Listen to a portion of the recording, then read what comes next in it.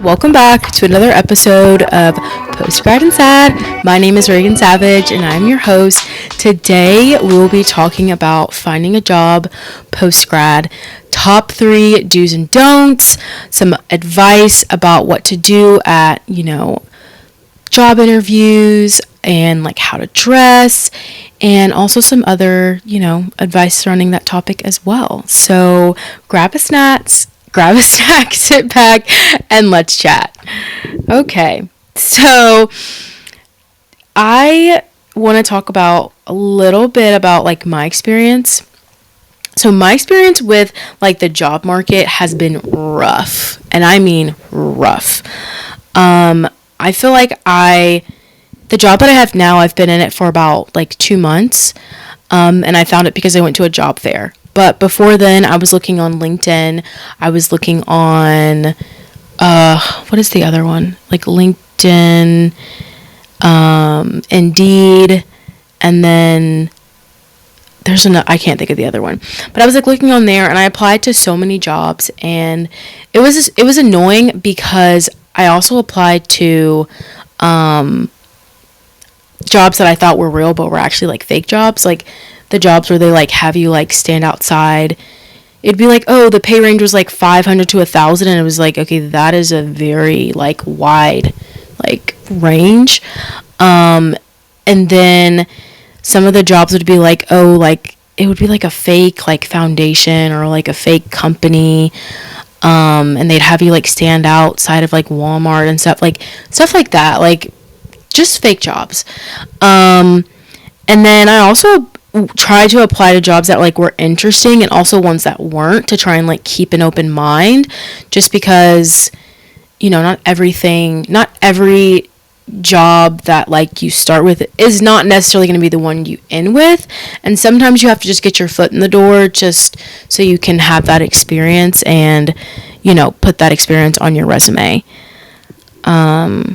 And so, that's always frustrating because it's like, this is not really what I want to do, but I have to do this, or I'm going to start, by doing this. And so another thing that kind of, like my mentor and like my mom kind of like pushed me to do is like, look at like, how I got my job now is because I went to a job fair, and it was because my mom's friend was like, you should come to this job fair that they're having at the Kentucky Expo Center. And I was like, okay, sure, like that's perfectly fine, I'll try it. And at the time I was a nanny for an amazing family, and then I also worked at Texas Roadhouse, and I really did like both of those things. I thought it was a good balance, but I'm not gonna lie, I did feel like drained at the end of the day because the kids that I was nannying for, they were, it was 2 under 2, which I love kids, so like that's fine. But I would literally leave from nannying for like probably like 5 or 6 hours, and then go to Texas Roadhouse and then talk to more people. And it was just like, it was a lot of talking. And like, I am not a born like extrovert. Like as crazy as that may sound, and like a lot of people don't believe me, I used to be very quiet. Like in middle school, I would literally go to school and I would be there for 8 hours. I'd ask to go to the restroom and I wouldn't say a word to anybody, and I would get home and then I would just talk.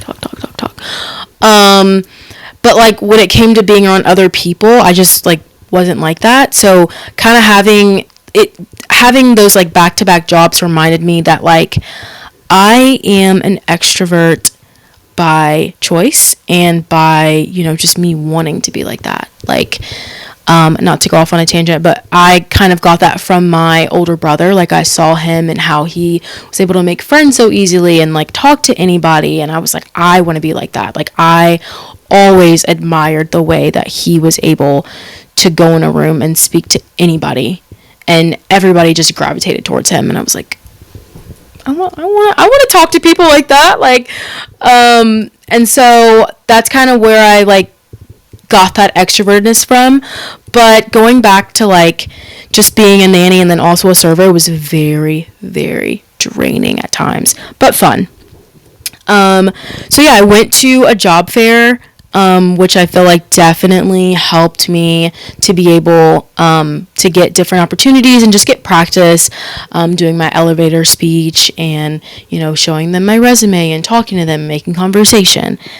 And so one of the things that I always tell people is like, go on Facebook and look for, literally type in like networking events or like corporate events, because I found that there are actually a lot of events that are on Facebook or even on Instagram that you can go to, and maybe they're not a job fair, but it could lead you to potentially getting a job.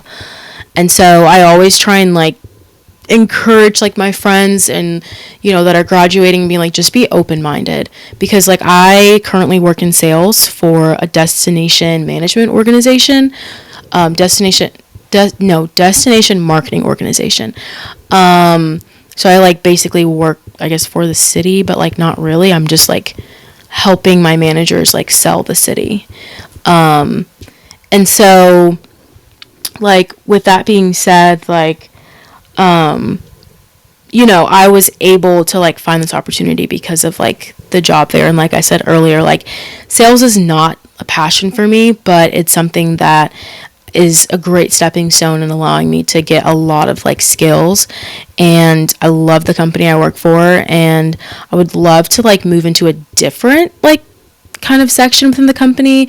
Maybe not like sales forever, but potentially like, event planning or community engagement, something along those lines, where I can kind of, talk a little bit more and get out of my desk.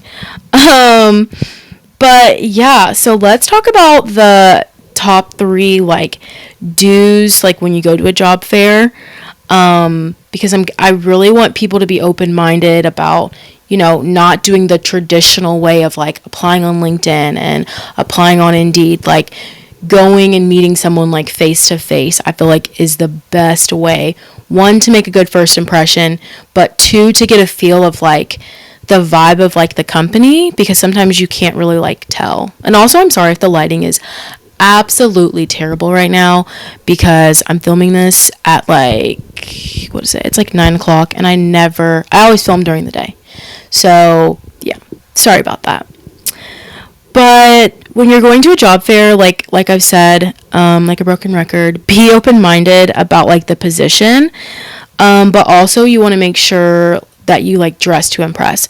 So like, think of like, business casual. Like we don't want to be given like office siren. Like we want to give like classy, chic, like old money, like very elegant. And I feel like sometimes, like, thankfully my mom, has helped me a lot in that like department of like figuring out like what to wear.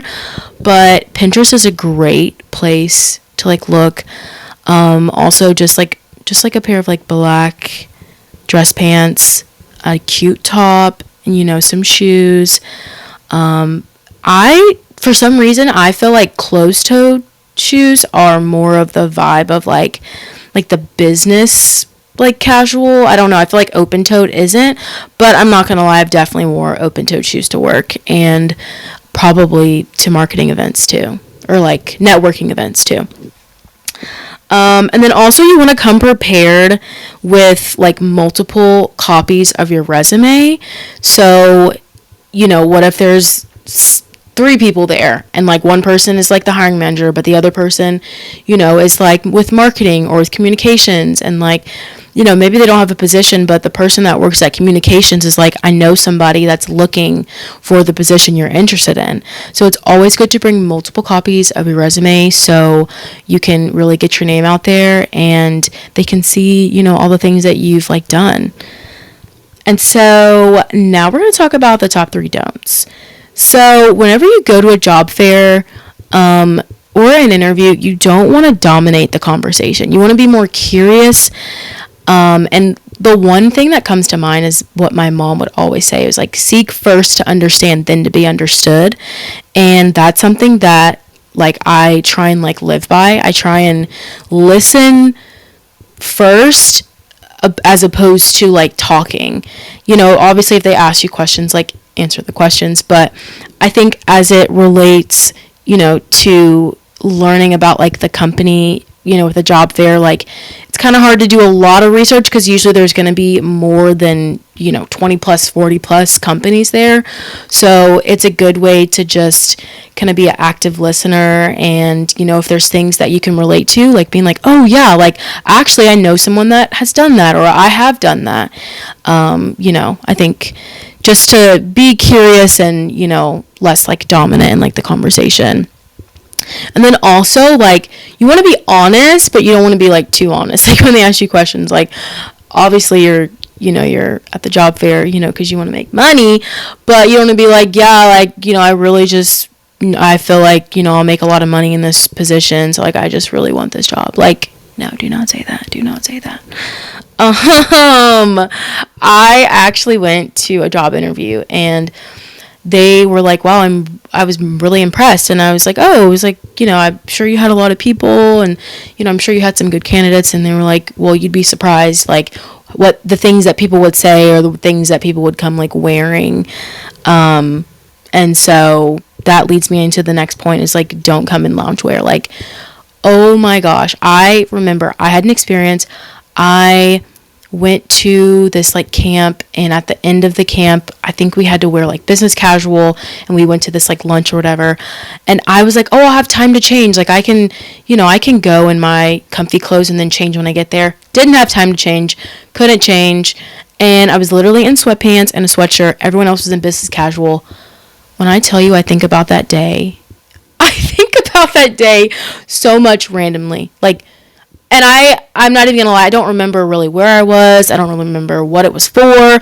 All I remember is that everybody else was in business casual, and I was in sweatpants and a sweatshirt, and I was so embarrassed. I was so embarrassed. And of course, that day they were like, okay, let's get a picture to remember the camp. And I'm in the picture with freaking sweatpants and a sweatshirt, and everyone else is eating me up. Yeah, you don't want that to be you. So don't come in loungewear, don't come in sweatpants and a sweatshirt. Come in, dress pants or a dress. Go to TJ Maxx. I'm a regular there. They know me by name. So yeah, just come like dressed to impress.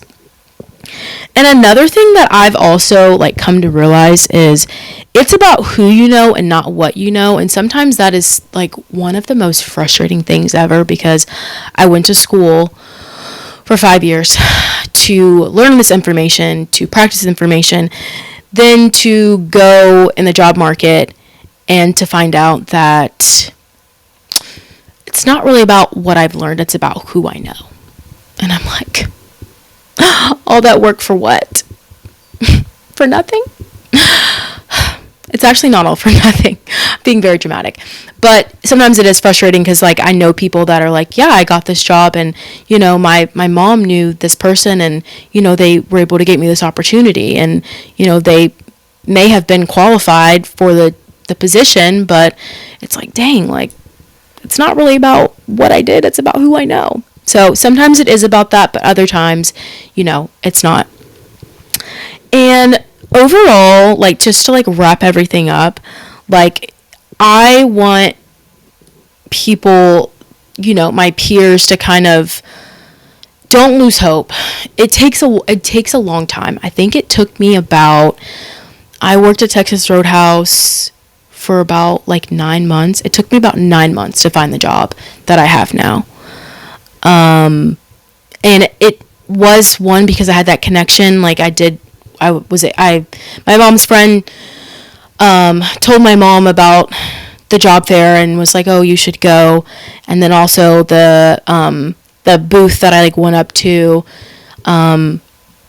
my mom's friend like knew the people that were like working the booth for the company I work for, and she was like, oh, like he was able to introduce me and stuff like that. And then from there, I kind of have like a sit down conversation, which was good. So but I mean, also I did have to like put in the work and go like fill out the application and go there and have the interview and shake hands and advocate for myself, which is something that I really want people to do.